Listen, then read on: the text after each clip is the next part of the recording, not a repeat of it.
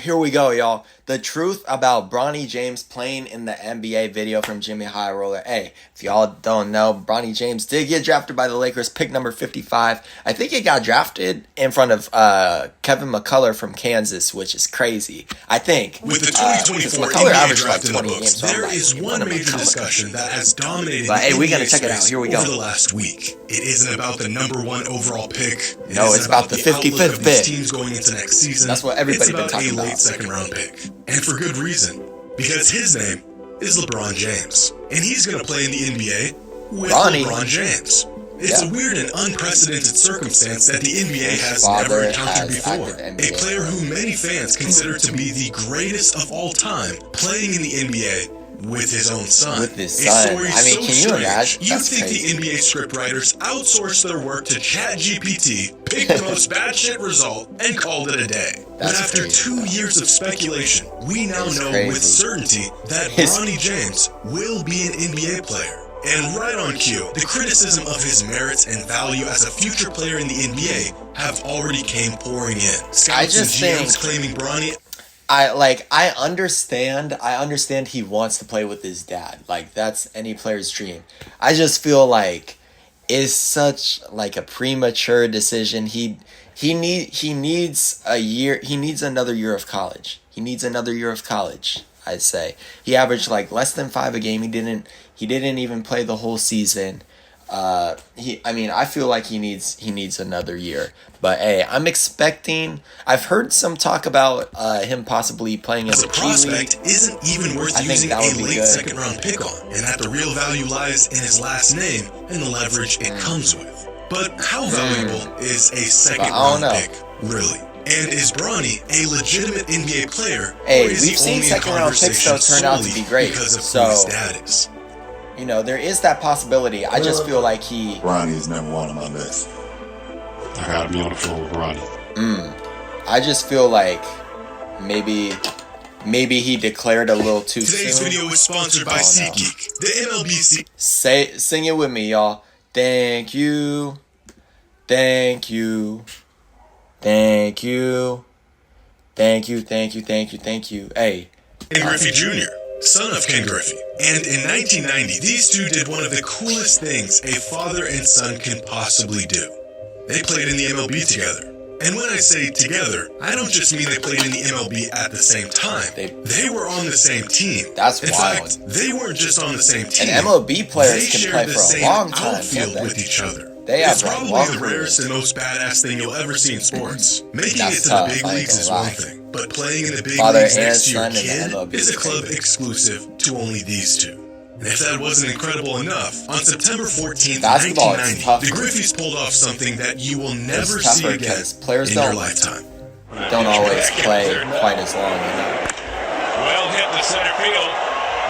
That's crazy. I did not know there was a father-son duo that played in the MLB. I did not know that. That's crazy. Imagine like the father steps up first and gets a home run, then the son comes in right after and hits a home run. That'd be crazy. The Griffeys were great, and they were the first and only father-son duo in the history of Major League Baseball. But they weren't the first father-son duo in professional sports. This is Gordie Howe, one of the greatest players to ever touch the ice. He won 4 Stanley Cups, 6 MVPs, held the NHL record for total career points at the time of his retirement, and is a member of the NHL's 100th anniversary team. Gordie had an incredible pro career as a hockey player, and yet out of all of his accomplishments, the coolest thing he ever did was this. This is Mark and Marty Howe, Gordie's sons, and he played professional hockey with them in both the WHA and the NHL for 5 seasons. 5 seasons? That guy looks a little old to be playing professional sports. Oh, that's crazy. That's like new level. Gordie began his career in the NHL in 1946 when he was just 18 years old. By the time he retired for good, he was 51. A career that stretched from the 1940s to the 1980s. And only with a career like this can a player even have a shot at playing in the league together with their son. Bro, imagine being a pro hockey player for 30 years. That's crazy. Well, because they're awesome. But also because of these two and what they're about to accomplish in their own sport. LeBron and Bronny James, who are on track to being the first father and son duo. I feel like it's also crazy because everybody has been watching Bronny on his come up basically since he was like in 7th grade, pretty much like 6th or 7th grade, playing with I forgot that team. It was with Mikey and Jazar Jackson. I can't remember the name right now, putting me on the spot. Blue Chips, playing with the Blue Chips. I feel like we've all been watching him since an then. idea So that to see seemed him far-fetched when LeBron first mentioned grow it as a years player ago, the way that he but has, now and become a reality. we've all But watched him how grow up, legitimate basically, is Bronny's spot in the league? crazy. And is the backlash towards the Lakers selecting him with a second-round pick in the draft warranted? Well, to answer this question, we first need to know just how good Bronny is as a prospect and as an incoming NBA player. Right now, NBADraft.net has Bronny rated at an 88 overall across their 12 I didn't even prospect know this metrics. was a website. This overall rating Now puts I know. Bronny I'll on check the it out. lower end of all second-round picks and future prospects over the last 3 years, but well within range of your typical mid to late first-rounder. Now, here are Bronny's numbers during his one season of college basketball. 5 points, 3 rebounds, and 2 assists a game on 47, 30, 69% shooting splits. Now, these numbers, especially from a relatively undersized guard, do not scream NBA potential. But for perspective, here are the average collegiate stats from every late second-round pick that played college basketball over the last 5 years. And even when compared to late second-round picks, Bronny's numbers aren't nearly as impressive. In fact, Bronny is arguably the least productive college prospect in NBA history. Here's a list of every player in the entire history of the NBA to be selected in the first 2 rounds of the draft that averaged less than 5 points, 3 rebounds, and 3 assists a game in college. Let me see. And that's it. What? Just 3 players who were selected in the NBA draft with college numbers equal to or less than Bronny's college numbers. Pair that with the fact that these prospects had at least the benefit of having NBA frames and physical tools to be potentially built off of, and the case for Bronny warranting a pick in the NBA draft. Now that I think about it, you know what else is crazy? Something that I noticed from the draft is that there's like the amount of players from other countries that are getting drafted nowadays just keeps increasing. And I think it's also interesting how like the NBA, they're drafting like 18, 19-year-olds that'll average like 6 points per game for their pro team at like 19. But like they're playing in like such a tough league. They're playing in such a tough league. They're playing against grown men. I think they're playing against grown men. I don't know, but they're drafting guys that average like, some of them I think it said they average like 6 a game. Becomes more and more difficult to make. Come on over here. To really demonstrate exactly where Bronny falls amongst other second-round picks, here's a chart of every college basketball player selected in the second round of the draft over the last 10 years, with box plus minus on the x-axis and minutes per game on the y-axis. 298 selections spanning 10 drafts. More than half of these players not even in the NBA today. Where's Bronny? He's right here. Most late draft picks, even the guys who go on to not even make a roster in the league, were first or maybe second options in their college program.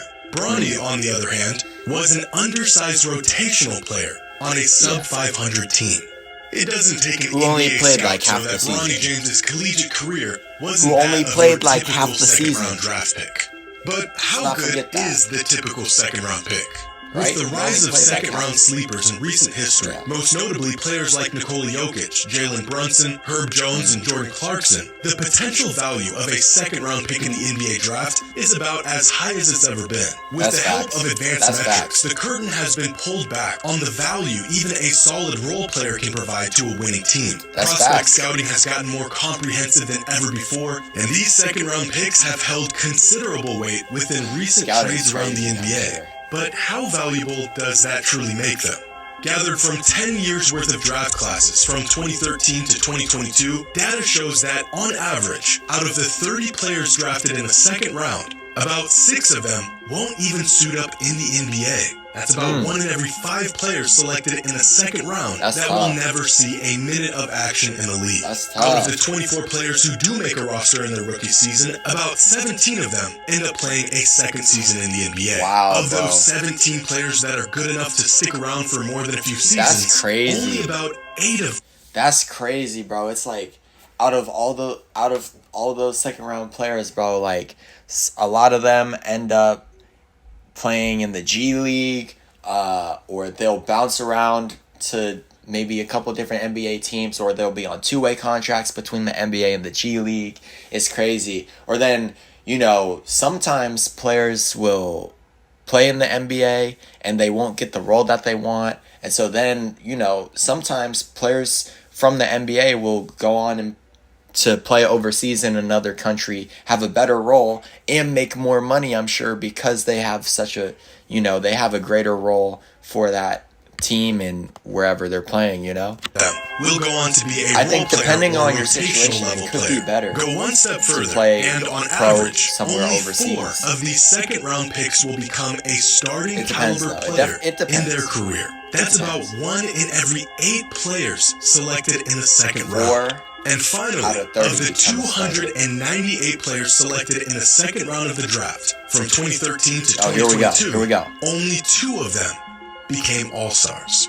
Nikola Jokic and Jalen Brunson. What? If we think about the last 10 years of second-round picks on a scale of box plus minus, with Wow. Nikola Jokic being on one end and the players who don't even make a roster on the other, then most players aren't in the Wow. middle. In fact, they're not even close. Most second-round picks fall way down here. Somewhere in between what Basketball Reference would classify as an end-of-the-bench player and out of the league. When considering how to use a second-round pick, the idea of drafting a guy who ends up being a real contributing player, a starter, or even a future MVP, the perceived opportunity cost can tend to outweigh the actual value of the pick. Drafting a player of this caliber in the second round is like finding a diamond in the rough, but giving away a pick or a potential player that ends up being of this caliber would be a mistake that no front office wants to live with. Yeah, But that that's doesn't not- change the fact that the vast majority of the time, these second-round picks in the NBA draft go on to be these end-of-the-bench level players. Yeah. Just out of curiosity, does anyone know who the last few 55th overall picks in the draft were and how their careers are turning out? Last year's 55th overall pick has played 1 game in the NBA. Isaiah The one Wong? before Oh, that he has got played drafted. 23 games in 2 seasons. I don't know who The that 55th is. pick in 2021, Aaron Wiggins, is actually having himself a solid Yeah, career yeah, so Aaron far. Wiggins But actually, the one before he's him doing good. is out of the league. Jay The Scrub, one he before was out of that one JUCO. is also Cal guy out of the from league. Virginia. He's also out of the league. Out of the league. Out of the league. Out of the league. Was never in the league. Out of the Dang. league. And out of the league. As That's a late tough. second rounder, if Bronny can contribute on That's any tough, level bro. in the NBA, he has already exceeded his draft value. And that's really the proposition in all of this. It would be incredible if It's all Bronny on developed into a potential, bro. Davion Mitchell or They Aaron draft on Holiday caliber potential. player. But the reality They draft is on if Bronny potential. can provide any net positive value to his team, then selecting him in the draft will have been a great pick. Yeah. There has never been a player projected to go this late in the draft with any expectations on what they should or will Can do. you in the imagine league. being These late draft 55th picks have pick in the draft and historically having been those reserved kinds for of players who expectations? might have been overlooked, Insane. players who maybe underperformed their potential at the collegiate level, players who organizations are willing to roll the dice on because there's virtually no opportunity costs associated with late second round picks. It's all upside at this point in the draft. If they don't work out, well, that's typical.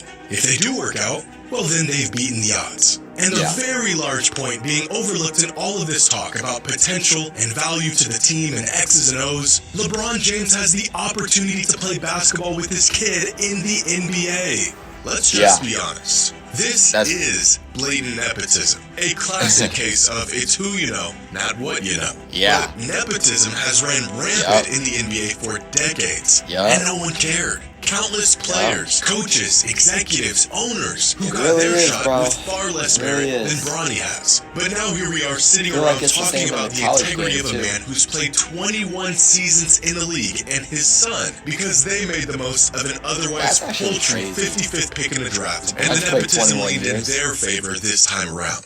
We can criticize this decision all we want, preach about how this move was a breach of ethics, a slap in the face of the game we love. But then we would all be hypocrites. Because there isn't a man on earth who would pass up on the chance to play in the NBA with his son, even if it meant pulling a few strings to make it happen. As much as Bronny benefits from sharing the same last name as arguably the best basketball player of all time, that tag has also came with equal scrutiny. We have never seen a late second-round pick get discussed and limelighted like we've seen with Bronny. But we've also never seen a late second-round flyer get completely dissected and criticized like this. LeBron and Bronny have a chance to do something that has never been done in the history of the NBA. We'll see, man. And that is worth more than any late second-round pick will ever be. We'll see. Could you imagine if they, let's just throw all crazy ideas out there. Could you imagine if they won an NBA championship together? Do you know how legendary that would be? Like, that would be crazy. That would be, like, absolutely insane. LeBron gonna play with LeBron James, the greatest collab of all time. Clean your room or you ain't gonna get any playing time, bro. Oh my gosh. Pass the ball or my dad is trading you, bruh. Oh my gosh. Hey, let me know what you guys thought about this video, bro. This year is gonna be crazy. Everybody's gonna be watching the Lakers with JJ Redick as their new head coach. It's gonna be crazy.